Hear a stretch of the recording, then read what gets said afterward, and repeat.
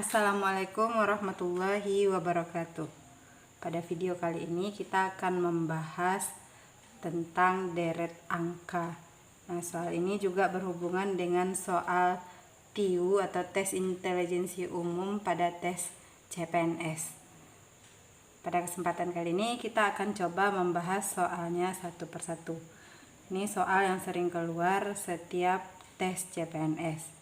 Ya, soal nomor 1 itu ada kita diberikan sebuah deret angka 4, 8, kita diminta menentukan dua angka di tengahnya, ini 64, 28. Nah, kira-kira berapa angka yang belum diketahui, kita diminta untuk mencari. Nah, langkah pertama kita untuk menentukan soal seperti jawaban yang seperti ini, kita bentuk dulu pola. Atau kita lihat dulu pola yang terbentuk dari soal. Nah, kalau kita lihat ini dari 4 ke 8, bisa jadi nanti pilihannya 4 ditambah 4 sama dengan 8, atau nanti ada yang lain juga. Kalau kita lihat di sini, ini dua angka ini kira-kira apa hubungan atau polanya. Dari 64 ke 128 itu kalau kita lihat polanya bisa dikali 2 atau dari belakang tuh bagi 2. Nah, ini kita lihat, ini bisa kita buatkan kali 2. 4 kali 2 itu 8, kemudian 64 dikali 2 ini juga 128. Artinya polanya itu kali 2. Maka kalau di sini 4 kali 2 sama dengan 8, maka 8 juga kita kali 2. 8 kali 2 itu 16. Begitu juga angka berikutnya 16, berarti juga kita kali 2, yaitu 32. Maka jawabannya dapat di situ adalah 16 dan 32, yaitu yang B. Nah, soal berikutnya atau soal yang kedua, kita perhatikan pula di sini angka atau pola yang terbentuk ada 3, 7, 15, 127, 255. Nah, kita lihat di sini apakah ada polanya. Bisa jadi nanti polanya itu tambah, kurang, bagi, ataupun perkalian nanti.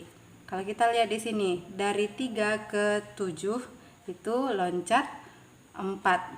Dari 7 ke 15 itu 8. Maka suku yang berikutnya ini tambah 4 tambah 8, berarti 4 tambah 4 8, ini 8 tambah 8 itu 16.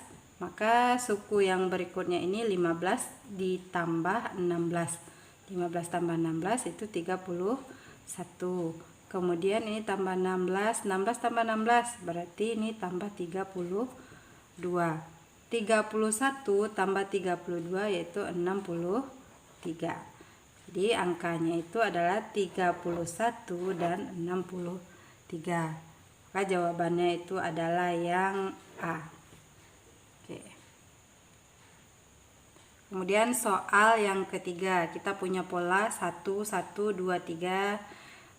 Ada dua angka yang kosong, 13, 21, 34.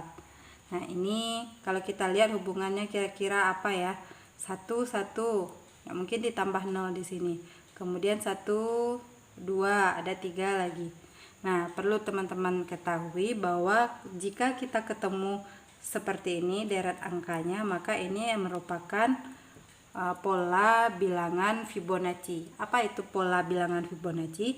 Suku berikutnya itu kita dapatkan dari hasil menjumlahkan suku pertama dan suku kedua. Nah, kita buktikan di sini. Di sini 1 tambah 1 itu 2. 1 tambah 1, 2. Kemudian untuk mendapatkan 3 ini 1 tambah 2. Udah bisa kita tebak ya. Maka angka yang di sini nanti 2 tambah 3 sama dengan 5. Kemudian ini ditambah-tambahkan 5 ditambah 3 tadi 8. Maka jawabannya yang benar itu adalah 5 dan 8. Kita cek benar enggak ini merupakan pola Fibonacci. Nah, 5 ditambah 8 13, benar ya. Kemudian 8 tambah 13 itu 21. 21 tambah 13 34. Nah, jadi jawaban yang benar tadi adalah 5 dan 8. Soal berikutnya atau soal yang keempat, kita punya deret angka 2, 3, 6, 7, 14, 15. Nah, kira-kira apa hubungan pola dari bilangan ini? Kita lihat dari 2 ke 3 tambah 1. Ini boleh kita tuliskan kemungkinannya ini tambah 1. Dari 3 ke 6 itu bisa jadi nanti tambah 3. Tapi kita perhatikan di sini 6 ke 7 itu 1, 7 ke 14 itu bukan tambah 3 lagi. Jadi kita perhatikan kira-kira pola berikutnya itu seperti apa. Nah, ini kalau kita lihat ini dari 2 ke 3 itu tambah 1, kemudian dari 3 ke 6 nih itu kali 2. Nah, 6 ke 7 itu tambah 1 lagi. 7 ke 14 ini kali 2. Maka kita udah tahu ya, udah bisa menebak bahwa angka berikutnya itu ditambah 1. Nah, setelah tambah 1 kali 2. 15 kali 2 30. Nah, setelah dikali 2 tambah 1. Nah, berikutnya seperti itu juga. Kalau kita diminta menentukan berapa angka pun sesudahnya kita bisa menebak dengan pola tambah 1 kali 2 tambah 1 kali 2 tambah 1 kali 2. Maka ini 30 tambah 1 itu adalah 31. 30 tambah 1 31. Nah, kita lihat jawabannya itu ada di ini, berarti 30 dan 31. Jawaban yang benarnya adalah yang D. Kemudian soal yang kelima, kita perhatikan di sini polanya ada 1/9, 1/3, 1, 3, 9, 27. Jadi kita diminta menentukan dua angka setelah angka 27. Nah, kira-kira apa hubungan atau pola yang terbentuk dari soal nomor 5 ini? Jadi kita cobakan ya, dari 1/9 ke 1/3. Ini ada 1, 3, 9, 7. Nah, kira-kira dengan angka seperti ini kita sudah bisa menebak ya. Di sini angkanya itu adalah kelipatan 3 atau faktor dari bisa jadi 9 dan faktor dari 27. Nah, kita lihat dari 1/9 menjadi 1/3. Dari 1/3 menjadi 1. Dari 1 menjadi 3, 3 ke 9, 9 ke 27. Nah, kalau seandainya kita merasa yang pecahan ini agak susah, kita lihat aja pola berikutnya kira-kira sama enggak. Kalau seandainya polanya sama dari suku ke 2, ke 3, ke 4, maka polanya bisa kita tetapkan. Nah, kita lihat 27 ke 9. Berarti ini bagi 3 atau dari 9 ke 27. Artinya ini dikali 3. Benar enggak? 3 ke 9 itu adalah kali 3 juga. Dari 1 ke 3 itu juga kali 3. Maka ini adalah bilangan atau pola yang terbentuk dengan cara mengalihkan dengan 3. Seperti ini kali 3, nanti juga dikali 3. 27 dikali 3. Maka jawabannya ini adalah 81. 81 kali 3 itu adalah 243. Jawaban yang benar adalah yang C. Kemudian kita lihat soal yang ke-6. Angkanya 18, 9, 3, 8, 4, 2.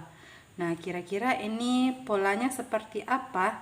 Kita lihat ya, satu persatu. Bisa jadi nanti ini hubungannya kita bagi, kita kali, atau kita kurangkan.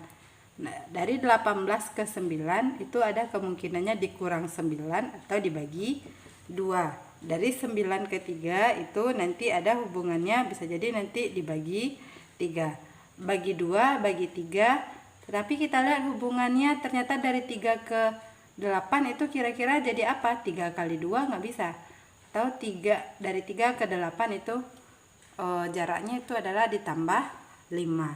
Jadi kita lihat pola yang terbentuk, kira-kira polanya seperti apa. Dari 18 ke 9 itu boleh kita cobakan dulu. Bagi 2. Kemudian 9 ke 3 bisa jadi nanti bagi 3, tapi di sini beda lagi konsepnya.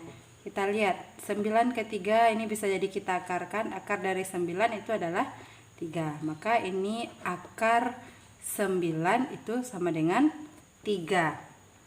Nah, kemudian apa hubungannya dari 3 ke 8 ini tambah 5? Apa hubungan dari 8 ke 4? Itu kita bagi 2. Oke. Kemudian dari 4 ke 2 itu adalah akar dari 4 itu 2. Maka pola yang terbentuk di sini adalah awalnya kita bagi 2, kemudian diakarkan, setelah itu ditambah 5. Nah, boleh kita tuliskan di sini pola yang terbentuk itu adalah awalnya dibagi 2. Nah, kita lihat ya, 18 bagi 2 itu 9. Nah, setelah dibagi 2 kemudian diakarkan. 9 tadi kita akarkan dapat 3. Nah, setelah diakarkan baru ditambah 5. Begitu juga dengan angka-angka berikutnya. Maka kita bisa menebak di sini kira-kira berapa angkanya. Jadi ini setelah bagi 2 diakarkan tambah 5, bagi 2 diakarkan dapat 2. Nah, silakan teman-teman coba untuk menyelesaikan soal nomor 6 ini. Nah, sebenarnya jawabannya itu adalah yang D. Oke. Ini kenapa dapatnya yang D? Ini selanjutnya ini tambah 5. Tambah 5 itu 7. Setelah tambah 5 7 itu nanti dibagi dengan 2. 7 bagi 2 itu 3,5. 3 1/2. Maka jawabannya itu adalah 7. Baik, kita lanjutkan soal yang ke-7. Kita punya deret angka 10, 30, 32, 16, 48, 50. Nah, kira-kira hubungannya seperti apa? Boleh kita coba-cobakan saja. 10 ke 30 itu bisa jadi nanti dikali 3 ditambah 20. Nah, itu kemungkinannya.